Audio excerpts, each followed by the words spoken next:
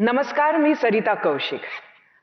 आपण आजवर coffee with Kaushik महाराष्ट्राच्या कानाकोपऱ्यातून बघितलंय. पण आजची कॉफी मी सिप करतेय जवळजवळ 14,000 किलोमीटर दूरहून, अमेरिकेच्या सॅन होसेला. इथे मात्र बरोबर आहेत ती मराठी माणसंच. अमेरिकेत आलेल्या मराठी माणसांनी सुरू केलेल्या नॉर्थ अमेरिकन फिल्म असोसिएशनच्या मराठी फिल्म फेस्टिवलमध्ये आज आपण आहोत.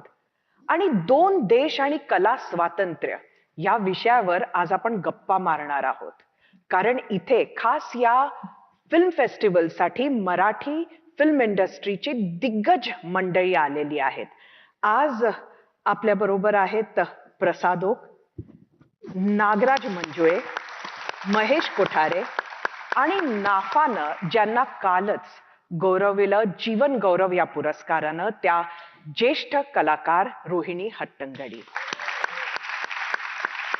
त्याचबरोबर नाफाचे संस्थापक ज्यांनी भारतात भारतीय आणि देऊळ असे 2 सिनेमे बनवले ते, आणि ज्यांनी US मधली सिनेमा निर्मिती सुद्धा जवळून पाहिली असे अभिगोलप सुद्धा आज आपल्या बरोबर आहेत.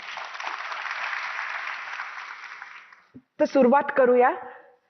आपण अनेक वेळेला कला स्वातंत्र्य म्हटलं की पहिला विचार जो येतो तो म्हणजे वास्तववादी सिनेमांचा. आणि वास्तववादी सिनेमांमध्ये कला स्वातंत्र्य हे जास्त लागतं असा एक पॉइंट ऑफ व्ह्यू आहे. आणि वास्तववादी सिनेमा म्हटलं की नागराज तुमचं नाव पहिले येतं. कला स्वातंत्र्य ही व्याख्या तुमच्या दृष्टीनं नक्की काय आहे? ही व्याख्या आहे की म्हणजे वास्तवच आहे की कलेला स्वातंत्र्यच पाहिजे आणि कलेला स्वातंत्र्याशिवाय काही होणार नाही कला. तर म्हणजे कलेला बांधलं तर कदाचित ती कलाच राहणार नाही. मग ती काहीतरी एक हुजरेगिरी होऊन बसेल. तर कलेसाठी स्वातंत्र्य खूपच महत्वाचं आहे. कला स्वातंत्र्य तुम्हाला मिळतं असं तुम्हाला वाटतं का? हो, 100% मिळते, कारण की मी घेतो ते. तुम्हाला असं कधी वाटलं नाही?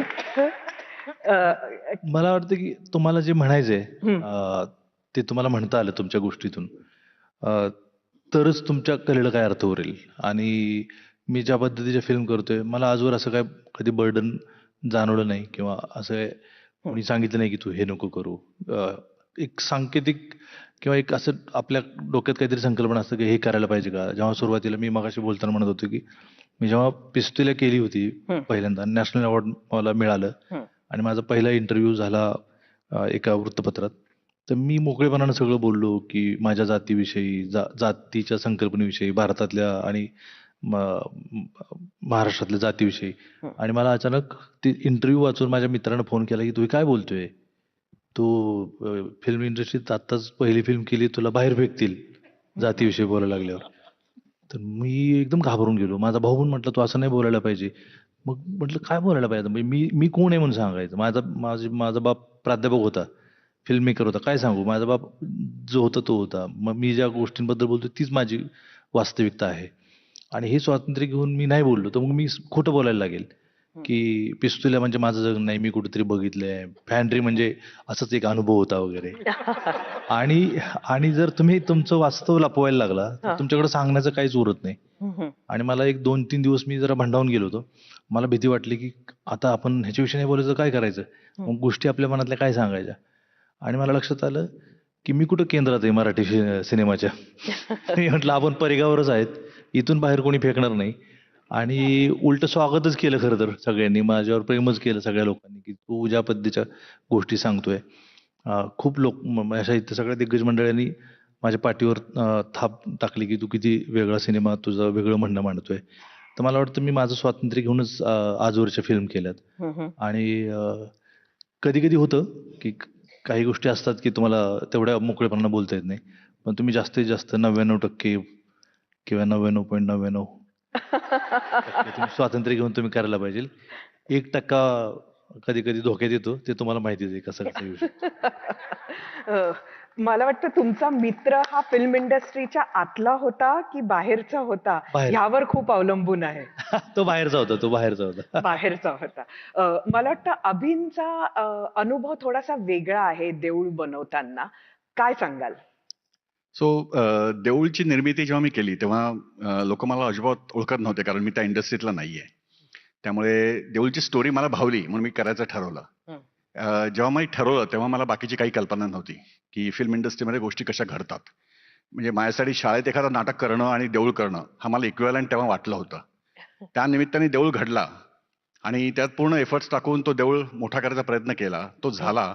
पण जेव्हा देऊळचं रिलीज आमचा होणार होता त्याच्या आदल्या दिवशी माझा प्रीमियर चालला होता PVR मध्ये लोअर परेलला.